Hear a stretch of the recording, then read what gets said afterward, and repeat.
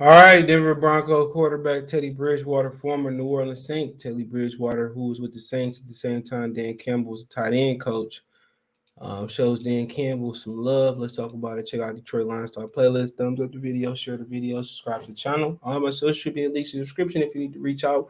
Twitter's the fastest way, and Facebook and Instagram. Okay, so yeah, Teddy Bridgewater, Dan Campbell speech.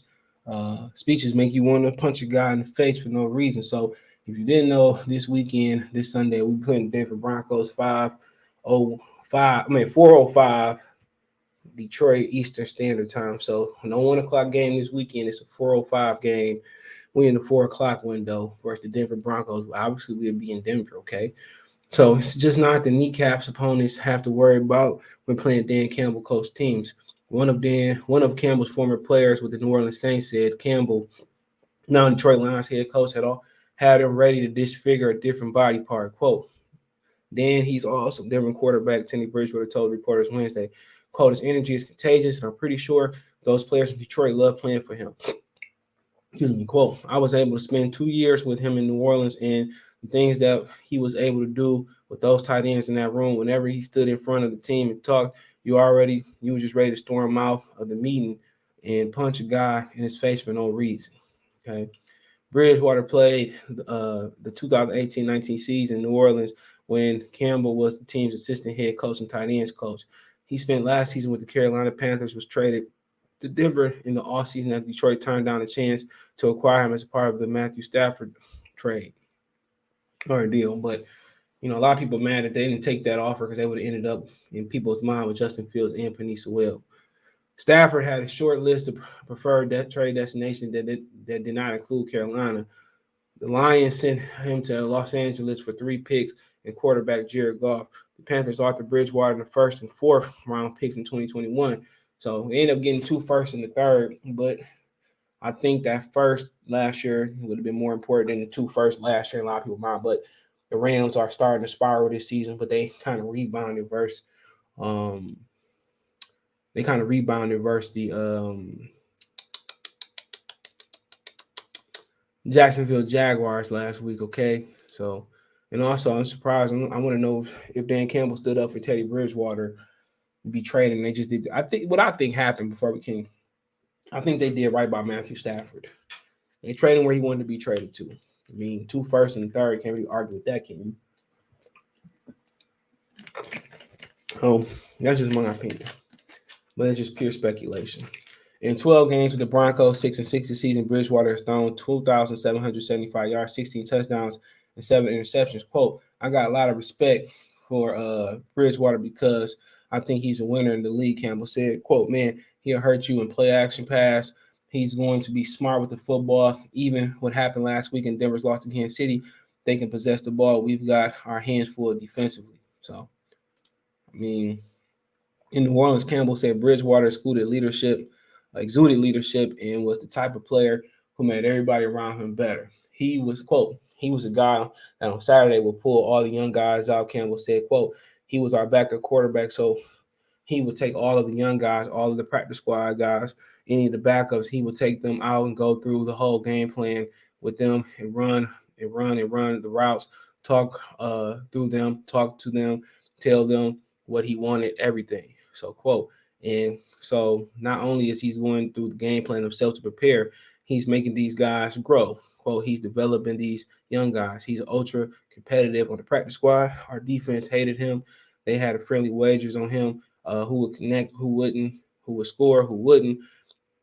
It was very competitive, but he made everybody around him better. That's me. That's the sign of a winner. So just wonder all this. Shout to Dave Burkett, put him in the article. So that just made you wonder, like, why didn't they trade for him, man? I think with them, putting the GM, and a head coach together, I think there was some friction and some differences there. Naturally, there's going to be there. And then on top of that, you got ownership who want to do their own thing too. So think about that for a minute. Ownership want to do what they want to do.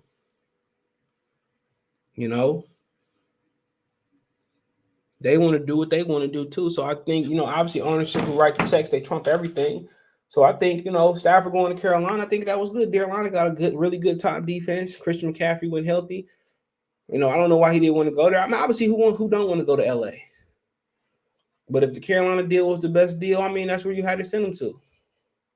I think Bridgewater's an upgrade from Jared Goff, and also, he got better camaraderie with Dan Campbell, and they know each other. So obviously, I think Jared Goff was part of Brad Holmes' plan, and I think they wanted to do right by Matthew Stafford. But I think Teddy Bridgewater overall would have been the better fit, and I think we all know that.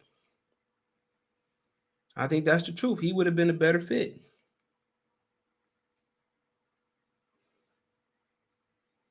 I think he would have been the better fit, but hey, it is what it is. What do we know? But good that they won't lose every game this season. And right now they're not in the middle of the pack. No, they're not in the middle of the pack. So, they're not in that gray area where they, not good enough to be good, not bad enough to be bad. They bad.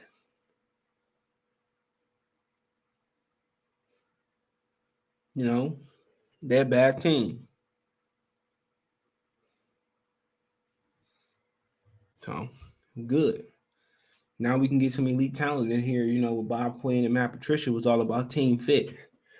They didn't believe in drafting stars, and that's part of the larger reason why we don't have those elite stars. But we'll see. But it's good to see that infatuation with each other, man. But on Sunday, the Lions got to turn to kill mode, and Dan Campbell knows some things about Teddy Bridgewater, where to hurt him at, where his weaknesses at, where his strengths at. So that's gonna be the good thing about it. So Dan got the endorsement for somebody that he could have traded for, which Dan Campbell probably did want Bridgewater. I mean, it'll be interesting to kind of actually know down the line how did this Stafford thing really get put together. I think ownership trumped everything, and I think ownership's infatuation with Matthew Stafford is why he ended up with LA, and it was a double.